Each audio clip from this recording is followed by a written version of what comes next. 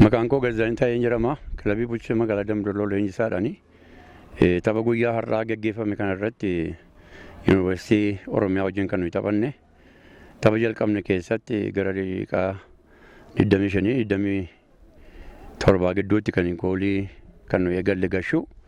Itti aansuudhaan jarris sa'aatii sana keessatti kan kubbaa argatanii peenaaltii bukkeedhaa kuwaasii carraa argatanii gashanii tokkoon qixa baaneerra. Tapha keenya lamaanuu tapha madaalawaadha. Isaan gashuudhaaf nus gashuudhaaf kan deemaa turredha.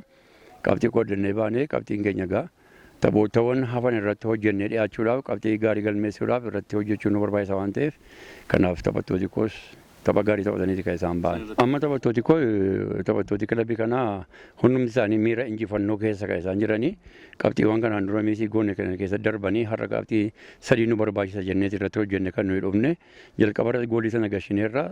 Eegasii immoo taphattooti difeensii irra warri jiran hundumtuu kwaa'ee sana baasuudhaaf utuu carraaqaa jiraniiti kubbaan sana carraa tokkoon argamte kan isheen nuti galtee qabdii qooddachuu dandeenye. Kanaaf hundumti isaanii fedhii irratti hundaa'aniiti miira moo'ichaa keessa jiru waan ta'eefitu utuu wal affeeraa jiraniiti kubbaan sun kan isheen galuu dandeesse jechuudha. Hanqinni kan jiru carraa goolii gara sarara fuulduraa irratti kan carraa guddaa arganne itti fayyadamuu kan hin dandeenye.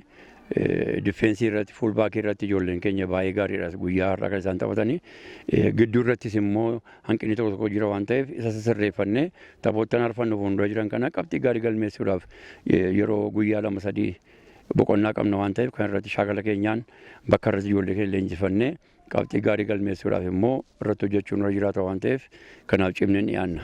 Egaa dorgommii tokko keessatti kan si quunnamu moo'ichi jira. Kitaaba jira mo'amuun jira waan ta'eef kun seera addunyaa irratti kubbaa miilaa gidduutti waan nama quunnamudha.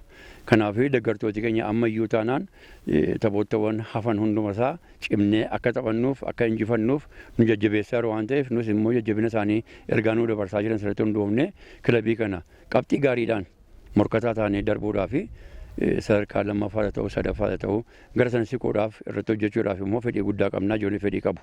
Nu gidduu isaatii ammaana keessatti naamusa gaarii sochii gaarii jira shaakala isaanii yeroo hin bahu waan ta'eef dorgommii bareedaadha kan isaan taphachaa jiranii goolii gashuun immoo carraadha.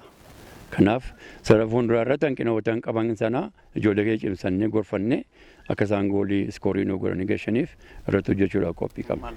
Eeyyee hundumtuu egaa kilabii isaa cimsateeti kan inni dhufe bakka adda addaa taphattoota inni hundumtuu taphattoota laallattees kan inni dhufe Pirimeer Liigiin keenya hanga gammaatti dorgommii gaggeeffamu dorgommii naamusa qabeessa kan ta'edha.